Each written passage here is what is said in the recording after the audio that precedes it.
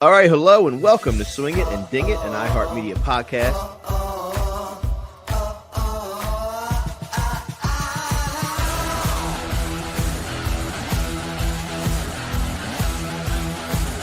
Man, this is a birdie fest.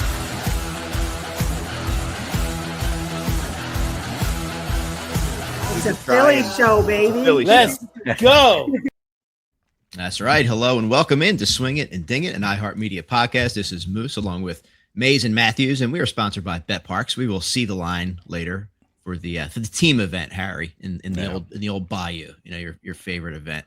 Yeah, Get those guys actually, paired I've come up. around to like it. Me too. Actually, Me too. Yeah. We'll talk about it. I like Yeah. it. Yeah. And also our friends at Buy My Balls. We got a lot more going on with those guys. We're going to talk more about that in a couple weeks, but we are joined by another broadcast professional. Yeah.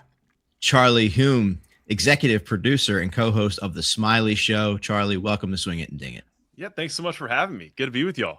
Yeah, well, we want to get into a lot. I mean, I want to talk about what it must be like working with an absolute tyrant and an evil fella like a Smiley Kaufman. He just seems like he just seems unbearable and just never happy and What a really diva. tough to work with. Yeah. I don't know how I do it. I mean, How did really, you hit the it's amazing, lottery yeah. with co-workers and co-hosts, man? Because he seems just like the best guy. You know, and it's so funny because I think that I the bulk of my career in media has been behind the camera, producing, developing shows. I was with ESPN for a number of years with the variety shows there, which, you know, turned out to be a really good instruction on how to host a show. But I think the one thing that you learn that stands out is like you just really can't create chemistry. Like you can't make hosts have an organic connection, no matter how much you might want to try to produce that or make that happen when you're developing a show. And so with Smylie and I, it was a complete arranged marriage. I just started working at PGA Tour Radio. I interned when I was at University of North Carolina years ago with a guy named Taylor Zarzer, who we randomly ran into each other at the big tree at the first tee at the Masters in 2022.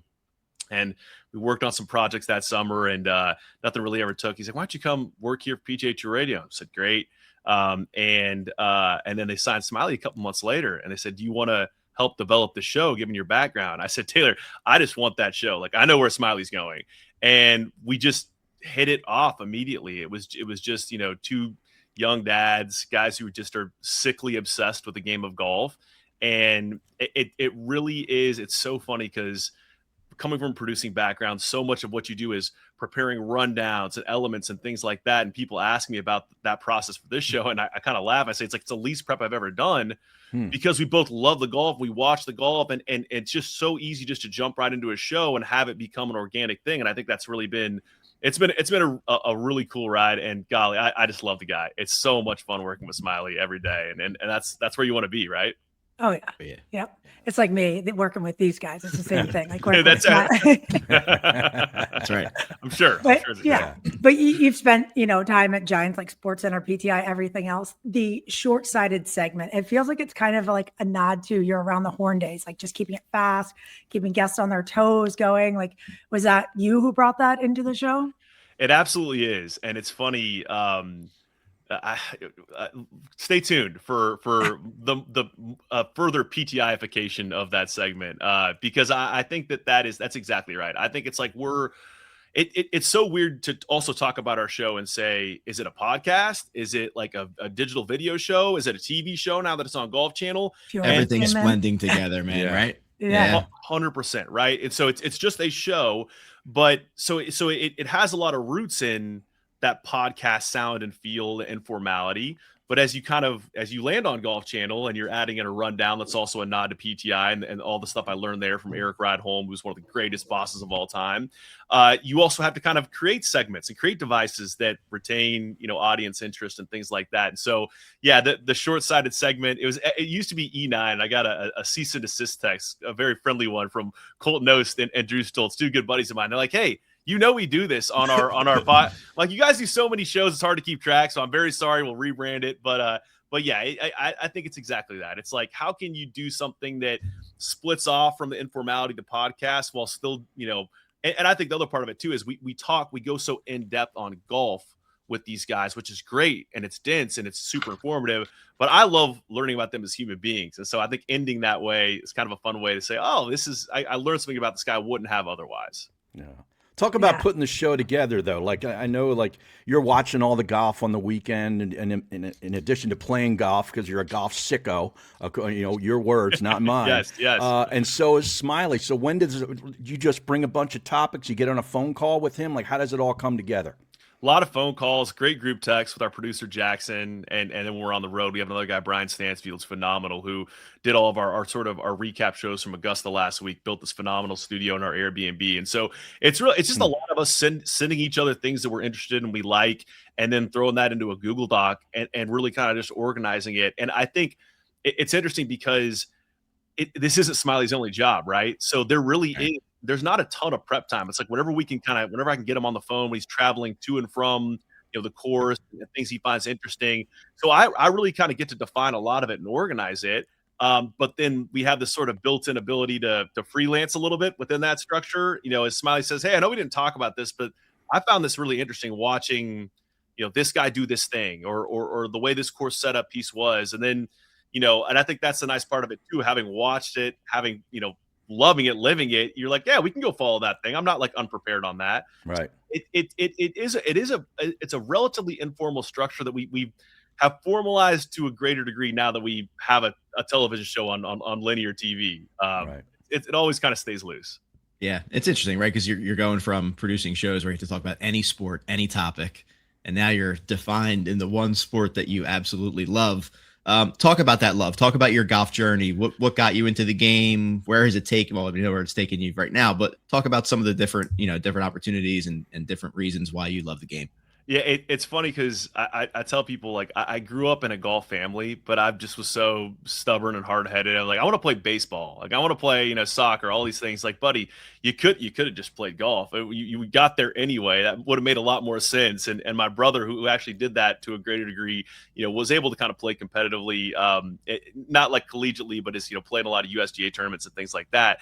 But the benefit of that was being in a lot of amazing places and meeting people that you just learn so much about life. I think that's the greatest thing. That's the thing I love most about golf. Is like, and I have a 3-year-old son now who's taking up the game. We'll go to the range together, and it's there's nothing artificial about, hey, sometimes you hit a bad shot. Like, no one's going to make you feel better about it, and it counts, and you got to write that number on the scorecard.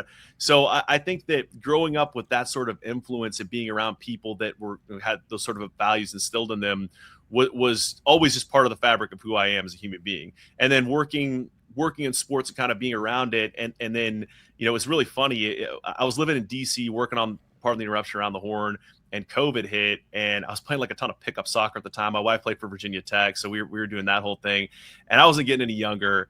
And I was like, you know what? COVID, everyone had the same get back into golf moment. It's something I've been around my entire life, and so I really started playing more frequently again, despite loving it and following it the entire time. And so it was just like this sort of nice re-entry into that world. And then did some freelance work in that sort of those years to come, and ended up at PGA Radio and alongside Smylie. But I think it's always been a part of my life. It's just this is the most immersed in I've been right now. With Smylie having played professionally and just being so close to him, how has that influenced or shaped your game, or even just hearing him give those little tidbits during the podcast, the show, on just experience he's had from playing the game? How has that shaped you? I love it so much. I cannot understate how much I love that part of the show. In fact, the moments, as much as I enjoy participating in the interviews, and we just put one out with Keith Mitchell, it was a lot of fun. Like, I like the moments where I'm off camera and we have Jason Duffner talking about, okay, the best chippers, they have more of a wheat grip, and they kind of like to, and I've got a club in my hand. I'm like, okay, let me think of, like, can I write this down? And can I, we've had so many guys like that come on the show that just help you understand the game of golf from a technical perspective, from a strategic perspective. It's and I think too, what I'm trying to go for in the show is, I'm someone who floats between like a 2 and a 5 handicap, depending on how busy I am, or inability to practice chasing kids around, right? Which is fine for me. But or if there's a tournament coming up and you're padding, handicap management, key part of the game of golf. But I think that I am like the lens for the majority of the audience that's closer to me than they are to Smylie, to tap into all the things that you'd want to ask nerdy questions to Smylie about, right? And I love that part of the show. It's like anything from why are they setting up the course this way to I was on the right side of 3 at Augusta and watching 3 different guys in the group. They kind of pushed up there on the left side. One guy kind of hit a mid trajectory shot. One guy went low, bumped it in the front. One guy went high and tried to stop it. What are guys trying to do there? What are they doing with face manipulation, with bounce setup, all that sort of stuff? I think, and to Smylie, I think it's I want to say it's less interesting to him, but it's just kind of like it's part of who he is as a pro golfer. But for me, I get really excited about it. I think that translates to our audience where they can take away something Very that's much so. interesting. You're or learn geeking out something. on it. Oh, I love it. And so is everybody else. Yeah. Totally. We hear that even with our show, right? We have tour pros on, but when we talk about our golf and our game and stuff that we messed up, we get the most reaction from that. And I think I think that is a great part of what you do. Yeah. There's Very other shows. relatable. I won't name other shows, but there's one that I feel like it's the We're Better Than You show. It's so much more relatable when you're talking, but to have that perspective of somebody like Smylie, who, yes, you want to hear from the greats and how they've done it and people who, who've been there, but also how does that relate to my game? How can that help me improve what I'm doing? Right. So it's very cool to hear. Smiley's, won on the PGA Tour. He's played in the final group at the Masters. Like that it's crazy to think. And when I play with him too, it's so wild. I think for him for the longest time, he had this really kind of tee down bullet cut that was like his go-to shot off the tee when he was playing really well. But then he had some wrist injuries and you got to change your pattern, things like that. And so it's, it's harder to kind of replicate a feel that you can't get to anymore because the way your body's changed. Mm-hmm. So, when we play together, he'll have we joke about it. We make light of it, the big high the heel miss right off the tee. But the things he does from those places are like superhuman. We were playing Spyglass Hill for a video one time and he hit it like over in the pine straw, right? It's like that hard dog leg right. And he's got like 280 to the front of the green and a 3-wood in his hand. He's like, I see a window. I'm like, the way where? These guys can where? shoot shots. And he hits this thing through like a 10 by 5 foot window up there. Easy 2-putt for birdie. It's just and I got so many different examples like that of just the way these guys. That I think is you don't realize how good they are. Even if they do some things that look human, the way they can get it to where they can write a good score on the card. I think the scoring separates the pros from regular mortals like us. Yeah. Yeah, that creativity, like you said, like just watching, like I'll be out with Brandon and he'll be like, well, I'm just going to cut here. I'm going to hit this. I'm going to hit this fairway and go. And I'm like, what? I'm just trying to hit it straight. Like, it's amazing. And they don't mind hitting it 6-7 feet past for birdie because they're going to make the comebacker for par where I'm going to probably miss it and put a 5 on the card. And it's like you do that a bunch of times in a round. That's the difference, And even just like some of those guys, like Smylie has such a photographic memory for golf courses and like pin placements, things like that, where it's amazing. I mean, he can map out the way he wants to play a hole, even showing up for the first time, like kind of having an idea of, there might be a ridge or a slope he sees where, again, we're just hitting it right at the pin. And he's like, okay, if I can hit that, 6 or 7 feet past with some spin on it and kind of bring it down here to where I'm going to get a flat putt. Where if you're looking at the ball, you're like, oh, it's, it's like 10, 15 feet right of target. It's like, no, like that's going to be the easiest birdie putt for him.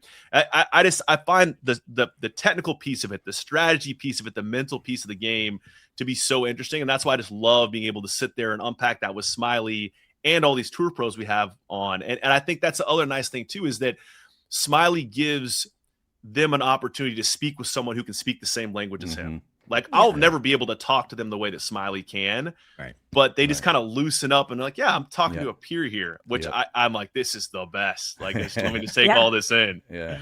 He's one of us. Give us a Tony Kornheiser story, and what's the biggest thing you learned from him? A great writer that went into TV and really sort of changed the paradigm, really. That PTI show is, that's a Hall of Fame show. It changed the industry. Tony he remains the best. I used to love I don't know if I can pinpoint a certain story, but the one thing that was so consistent that I loved about him in this era of more and more technology and advancement is like every single day when he prepped for PTI, it was a yellow legal pad and he was writing out all of his all of his scripts, all of his segues, just right there on that legal pad, writing all of his notes. It never changed.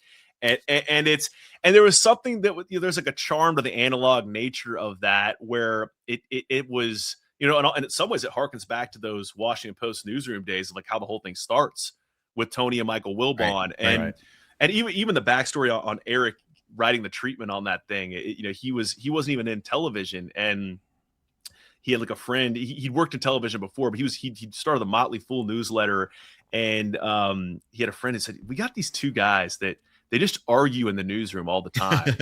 and we think it's pretty compelling, but we don't really know what to do with it. Are you interested in like just writing up a treatment for the show? He's like, sure. He put together this 20-page like Bible for this thing, but really just was doing it. Here's some ideas. Here's what I think about this. And they said, hey, will you do the show? It's like, okay, there you go. And then, 20 plus years later, he's built this whole little, media empire there in DC, and it's amazing. So, but yeah, Tony's just, he's a classic, and guys like that are rarer and rarer these days in media. Talking about classics, Charlie, we have to talk about the Hal Tung Lee episode. By far my favorite. For anyone listening who may have missed it, like Hal Tung basically saying he learned English from watching Kevin Hart stand up. Just the way he was like positioned to, like laying down, like the whole. I mean, I watched it like 3 times. I'm telling you, it was so funny. His secret to shooting 64, eating 3 Big Macs the night before, like all these wild things. Like, is he officially the funniest guy you've had on? Like, tell us a little bit more about that episode. I just want to know how you like kept it together. I would have wanted to keep rolling and going. Just talk about that episode a little bit. I was crying laughing like off camera before I came in to do my segment at the end. I mean, it is, and it's funny again as we're talking about this new era of media and just what all the different technological advancements, and yet we're putting an episode on Golf Channel where a guy's holding a cell phone sitting in a bed. I mean, it never will cease to make me laugh. I think that the thing about that was we knew Hal Tung was funny. And I think that there can be a hesitance, in media to ask a guy to do an interview in a second language. And so when Smylie and I were talking, we were like, let's just see how long it goes. Like if we get 10 minutes, 15 minutes with Hal Tung, it'll be great. We'll fill out the rest of the episode. And he sat down and it was, or laid down. laid down. It's probably more appropriate. For that full hour, and just kept going and going, and we were just dying laughing. And I think guys like that I think it's another reason why. I mean, we're talking golf on that episode, but you're getting to understand a personality that was, I think the best compliment we got was all the people that both when it was dropped and also when he was in contention at the Masters commented on the YouTube. We're like, I'm adding him to my favorites page. I'm rooting for this guy now. He's so great. And if we can do that, if we can like take a guy that you don't know much about and help you like love him or make a connection to him, that's the best thing we can do. There are 2 others that, not to get off Hal Tung, but like Cameron Young and Ryan Gerard, we did those interviews. Oh yeah. Everyone thinks Cameron Young's this boring guy. I was blown away by the depth of just the intelligence, the all the different things. Not to say I thought he was dumb, but just he really went in depth on a lot of things where you're like, I love this guy. I got to root for him now. And then Gerard, like this Ryan's total awesome. bro, like you just and then wait, Smylie he's on the bench still, right, for Zurich? Like he's not. He's on the bench, but apparently Ryan said that if Ryan wins early next year, Smiley's in for Zurich. So awesome. We have like a full year. I like that he said he like the PGA Tour sent him the name of like 600 people, and he's like, and he goes, Smylie, maybe, maybe. But I think Hal Tung, Ryan, Cam, like all those guys, it's so fun to have like that a real extended, full like non-press conference setting conversation where you get to kind of just get to know the guy, clock. And they're visibly enjoying it, and then like the thing at the end where I had the question, I dug up something about him throwing. He's like, he won a Corn Ferry Tour event, or maybe he's in town for a Corn Ferry Tour event in the Bay Area, and the A's had him throw out the first pitch. And when he said like Chinese mother effer, like I was like, this is the greatest thing of all. This is maybe the greatest thing I've ever done. He thought I couldn't throw a ball. I'm telling you, I watched it like 3 times. Every good. Social clip I couldn't consume more. I hope that there's some in the archives that you can just pull up when he wins again and toss them out, because that was absolute gold. Yeah. But Charlie, we appreciate your time. Obviously, thank you for coming on the show. But I never let anybody get away without asking them this question. We're a Philly-based podcast show, and we always say, what type of Philadelphia golf courses have you played, and which one was your favorite? Okay, so I've only played Marion, and That's pretty good. Not a bad track. Marion, like instant top 5. You know, it's funny because my wife's from Lehigh Valley. My So am I. Yeah. my father-in-law actually briefly played for the Eagles. It was like when they had he played at East Stroudsburg, and he was a defensive back there. So I'm like an adopted Philadelphia Eagles fan, and I'm very much looking forward to being there for Ron in a couple of weeks. But cool, you will be there. So yeah, definitely be there. But the Marion thing was, my wife was getting inducted in her high school Hall of Fame at like Catasauqua High School, and a buddy sent an invite. He's like, "Hey, do you want to play Marion?" And it's like the same day as this thing. Like, look at the time. I'm like, Wife's Hall of Fame introduction. like, Amanda, do you think, like, would it be cool if I went and played this bucket list track, and she's like, you better be here on time. And let me tell you, I booked it after the 18th hole, but we got all 18 and went down, and it was such a good time. But I mean, there's just so much good golf, and what they're doing out there at Cobb's Creek, Yeah. you know, So cool. rebuilding that deal with Jim Wagner and Gil Hanse. Like, it really is a cradle for American golf architecture. You know, you want to extend out to Pine Valley and all that stuff. I love the area, and I hope to continue playing more. Oh, does Pine Valley count as Philly? We count it. We count it. it. Yeah, All we right, count all right. I should Alpha mention Association of Philadelphia is what we go Okay. by, and Okay, they great. are Yeah. part of it. So. Okay. Champions Tour is coming to Lehigh Country Club too this fall. That's right. Nice. Very cool. Yeah, where was the one that Saucon Valley? Yeah, That was kinda- they had a yeah. major. They have majors Yep. there for the seniors. Yeah, It's so good. It, like, in season, like, one of my favorite places to play golf in the entire world. So, Oh yeah. yeah. Well, Can't let wait us to be know back. when you're up. You know, we're going to be out media day for the PGA Championship over at Jeffersonville with the Golf Association of Philadelphia that week. But we'll keep an eye out for when you're going to be out on the course and try to hook up. Let's that's link another up. great Donald Ross course. You should check out. But where do you play most of your golf in the Raleigh Durham area? At a Donald Ross golf course, Hope Valley Country Club here in Durham. Nice. It's actually, we're like in the neighborhood. I got like this really old janky golf cart when I moved in, and my son loves it. Like we drive up to the neighborhood, and we doing a pretty cool restoration next year that we're excited about. But it's the best. It's like family country club it's where, when Byron Nelson won 11 tour events in a row, he won his 4th one here at the Durham Oh Open. wow. So it's got some cool history, and it's home for us. So I love it. That's I love it awesome. at Hope Valley. Own golf Very cart. cool. That's great. Oh, Yeah. it's the best. Yeah. Very cool. Well, we appreciate you coming on. I thought Harry said we had Charlie Hall coming on. This was cool too, You know, though. I appreciate that. Apologies. She's starting her own YouTube channel, though. Apologies, So yeah. Harry That would've been will way get us cooler. there. Yeah. Yeah. I feel like This is like great, cigarette though. on the Hey, way they out. You guys might want want me Charlie to? Hall. Yeah, I'm good you with got to Charlie smoke a here. dart. Yeah, absolutely. I wore the Carolina blue color. I for like you, that. you know? Let's There you go go. here. Yeah. Look, we match. I like Exactly, it. Very good. yeah. Beautiful. Thank you, Charlie. We appreciate it. We'll take a quick break. We'll be right back. All right, welcome back to Swing It and Ding It. Great to talk to Charlie Hulme. I mean, this Smylie is just taking over the golf universe. Oh, yeah. I know. And Between it that and seems the to not- happy hour show that he does Yeah. on the Fridays is terrific. Oh, He's yeah. great. He's a And it's natural. one of those things that couldn't happen to a nicer guy, right? Like Yeah. you kind of root for him because he's just Mhm. he's just so likable, but he's real. Like, it's not fake, right? It's not like Right. it's not put on. He just is a good guy. And Charlie does a really good job on that show. And you could tell, like, having a guy that's done it at a high level, taking Yeah. that to a show that, again, it's like, what is it? Is it a show? Is it a podcast? Like, you see the production of that. You see the way that they flow. Like, Oh, yeah. it's so well done. Wednesdays, It's 9 smooth. a.m. Eastern on the Golf Channel, and then obviously anywhere else you get your shows. But it's interesting though. He was talking about, like, when they met, you can't force chemistry. Like, I've done so many different radio shows with different hosts, and Yeah. there's And there's- producers. and there's ones that you're just like, man, I got to really work at this, like to make this work. But there's others where you just sit down initially and you're just like, boo, this works. Like, you just Yeah. know. Yeah. So then theirs works. Absolutely. Oh, yeah. Yeah. Yeah. It does. Pure It does. entertainment. Well, let's start with some tea before we recap the RBC. What do you got for us, Danielle? Yeah, well, let's start with the women.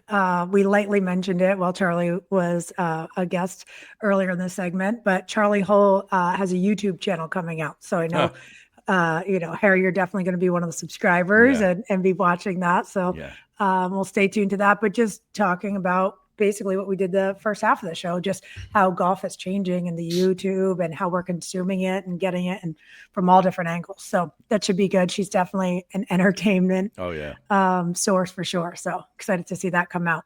Yeah, that'll yeah. be good. I'm in. Is it out yet, or is it coming out this week? Because they She- have she their just said- major this week. Yeah, their she first said major. she said coming out. So I Okay. don't think it debuted yet. But something that did come out that I learned from you, Harry Mays, thank you, was the new season on Swing. Netflix. Yeah, a Full Swing that came out. And, I think somebody might have mentioned they didn't promote it as much because I forgot it was I coming stumbled out. I didn't upon it. know. Yeah. Yeah. Did you have some time to watch any episodes I watched yet? 2 episodes now. And yeah. thoughts on that?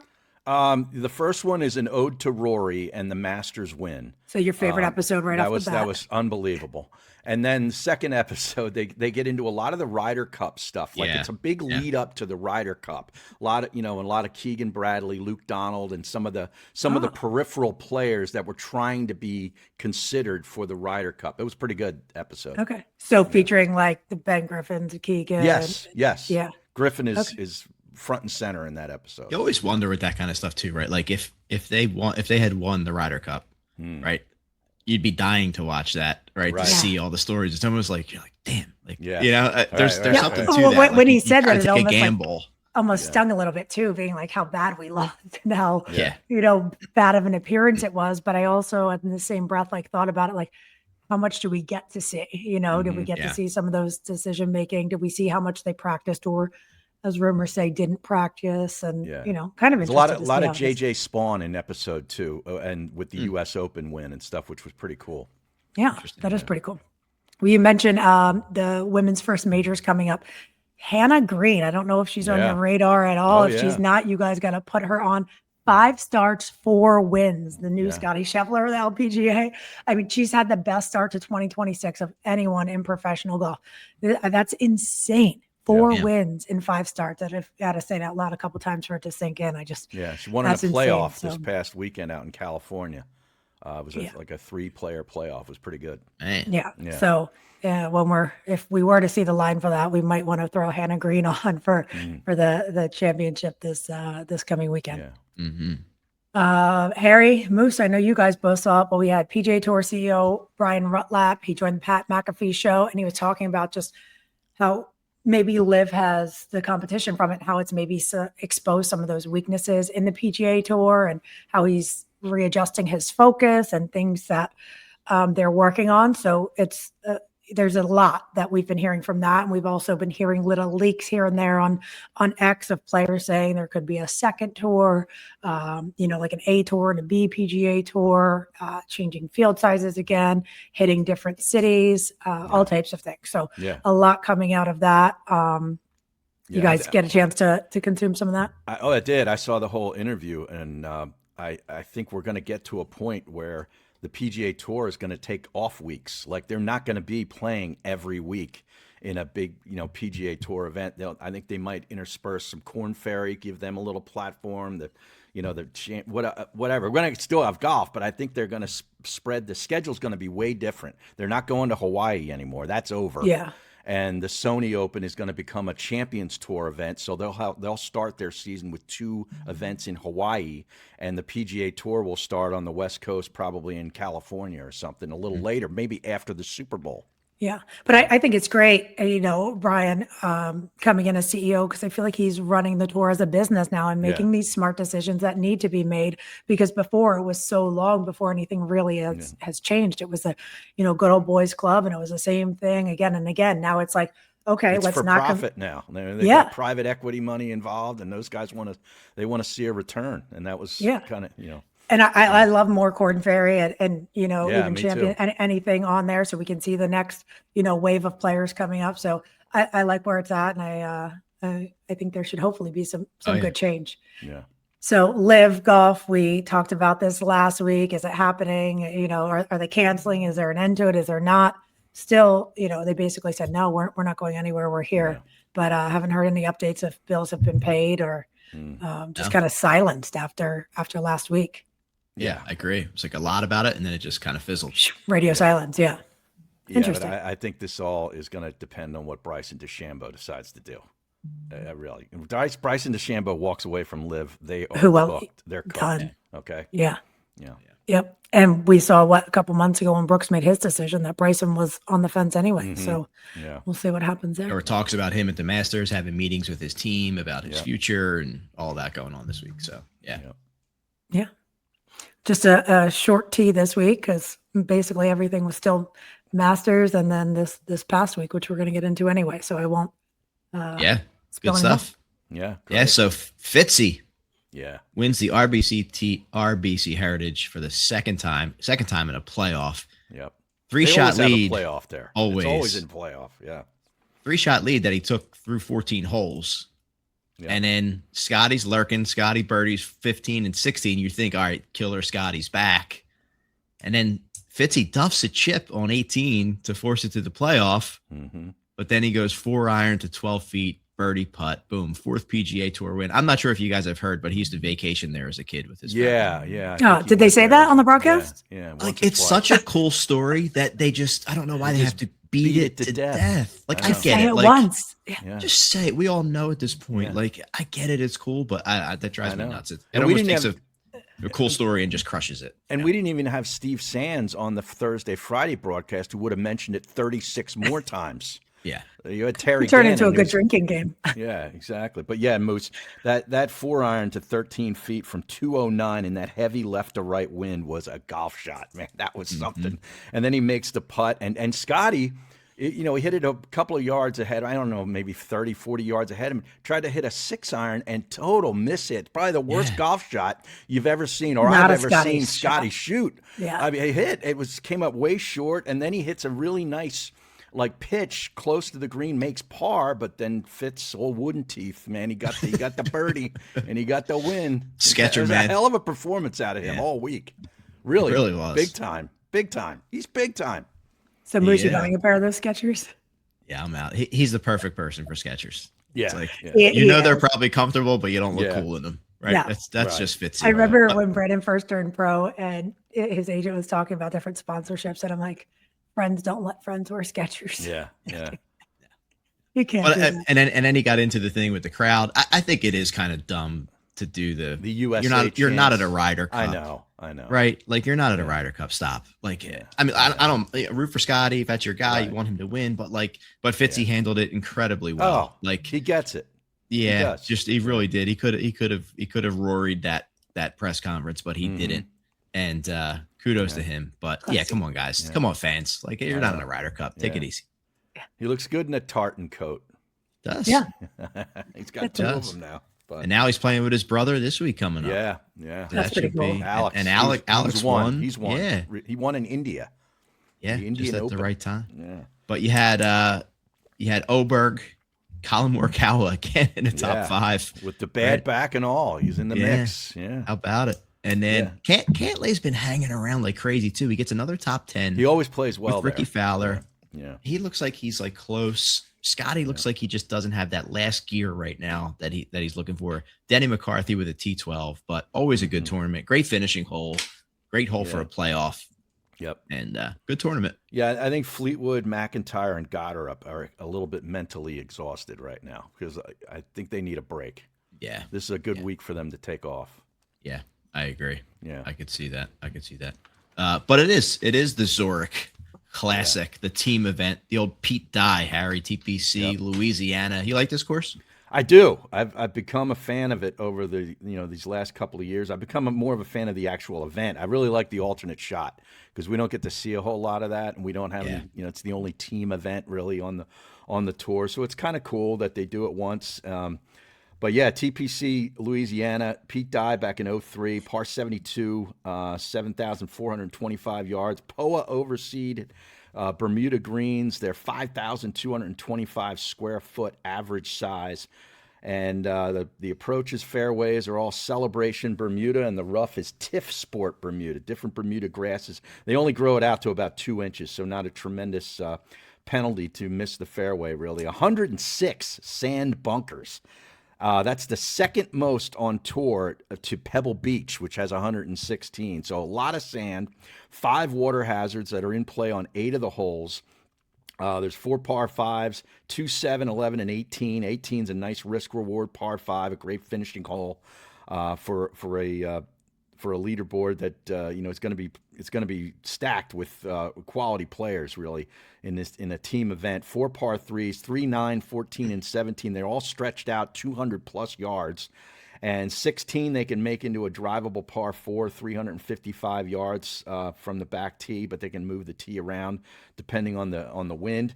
So it's like water, bunkers, gators, and wind. And so it's really flat. Like this might be the flattest golf course, flatter than Florida golf courses. Speaking my language. Outside of New Orleans. Yeah, me too. I love a flat golf course. So you got the 4-ball rounds 1 and 3 and foursomes round 2 and 4. So it is cool. I really enjoy this event. This is a big one for Brooks. There's been a lot about him. He, with Rory taking a week off, he teams up with Shane Lowry, who's a great teammate to have in this event. And a win at this event is just a PGA Tour win, and it really changes things for Brooks, who needs one. He was the alternate, last week, didn't get into it, and for him, this is an important event. I think he's going to be going all out. He has the shortest odds because of that at plus 900, as we see the line with our friends from Betparx, the Fitzpatrick brothers at 1,000.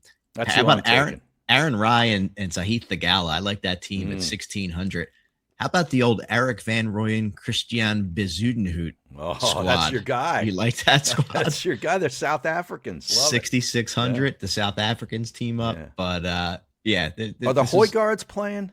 The Twins, are they on the sheet? No, they would be up at the top. They'd be up near the top. You know who else I like in this event who seem to play well is at a 4,500 number on Betparx is Billy Horschel and Tom Hoagie. Oh yeah. I could see those guys playing well together in this event, but no, I don't see they would be at the top of the board if they were in this for sure. Well, this is where our buddy Brandon Matthews had I think a T7 finish with Sean O'Hare a few years ago. Right. In this event. And this jump started Griffin and Novak won this last year and really kind of, set Griffin up for the season that he had that ended playing in the Ryder Cup. So, yeah. How about the team of Ryan Gerard and your guy, Harry? Sudarshan Yelamaraju. Sudarshan Yelamaraju. Love there that. He is. Yeah. Let's go. I root for that guy. We got to get him on. You do. Yeah. So, Harry, I got out to the Big B last week, Bala. Okay. Nice. And it was, oh my God. Incredible shape. Condition was great. The greens were great. It was lush. Man, beautiful. And then we had our opening day at the Legacy Club. So nice. My wife kept asking, I don't understand. You've played like 4 times. I'm like, yeah, but it's opening day. Yeah. So, yeah, but you've played at the course multiple times. I'm like, yeah, but it wasn't opening day. You got to beat that back, man. You got to figure out a way. That's not good coming out from the wife. It was more of a questioning, like, what does opening day mean? You know what I mean? It wasn't like, why are you playing? It was like, what do you mean it's opening day? You've played multiple times. Like the course wasn't open and you were playing? No. It was open. Okay. It just wasn't opening day. Well, I guess, explain it like when there's opening day in baseball, they've already played a month of spring training games, but now it's opening day. You know what I mean? Right. Like Right. So. That's it. Like, or if you go shopping, you could go, but like the sale day is the day. You could have you went last week and bought stuff. You were just there on Wednesday. Yeah, but the sale's today. That's what we're talking about. Yeah, she'd understand that. Yeah, it's good. Yeah, good work. How about you? But 1912 Club was, no joke, the best condition I think I've ever played in it that wasn't in the fall. Like, this is April. The greens were phenomenal. They had it cut perfectly. Like the rough, the fairways, the approaches, the around the green, everything manicured to perfection. And this is in April. Love to see it. Gene Stricker and Brad have done just a bang up job. And I know they had the gap matches there on Sunday where the 1912 Club took all three. All three of their teams won. And the women cleaned up yesterday against White Marsh, I believe. So off to a good start with that. And I'll be getting over there this afternoon. We'll, walk 9 with the bag over the shoulder this afternoon around 5 o'clock. So, and then I'm heading to Florida for a week. Love it.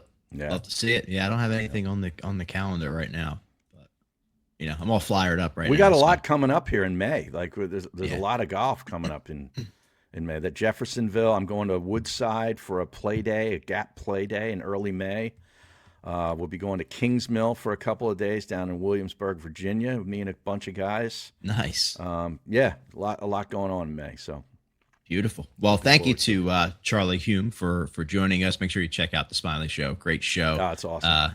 Danielle had to jump. She was heading down to Miami, but we appreciate the contributions to the show as always in the tea. And we'll be back next week. We'll see who takes down the Zurich Classic. I want to say I got turned on to this company, Bender Gloves.